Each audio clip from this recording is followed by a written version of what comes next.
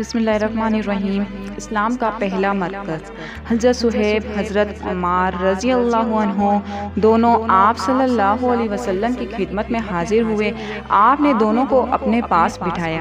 جب یہ بیٹھ گئے تو آپ نے ان کے سامنے اسلام پیش کیا اور قرآن کریم کی جو آیت آپ پر اس وقت تک نازل ہو چکی تھی وہ پڑھ کر سنائی۔ ان دونوں نے اسی وقت اسلام قبول کر لیا۔ اسی روز شام تک یہ دونوں نبی کریم صلی اللہ علیہ وسلم کے پاس رہے۔ شام کو دونوں چپکے سے چلے آئے۔ حضرت عمار رضی اللہ عنہ سیدھے اپنے گھر پہنچے تو ان کے ماں باپ نے ان سے پوچھا کہ دن بھر کہاں تھے؟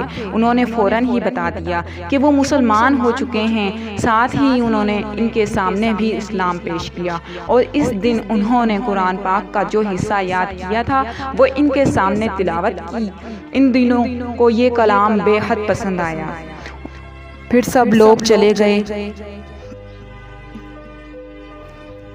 اس کے بعد کچھ دن تک آپ صلی اللہ علیہ وسلم خاموش رہے اسلام کی تبلیغ کے حوالے سے۔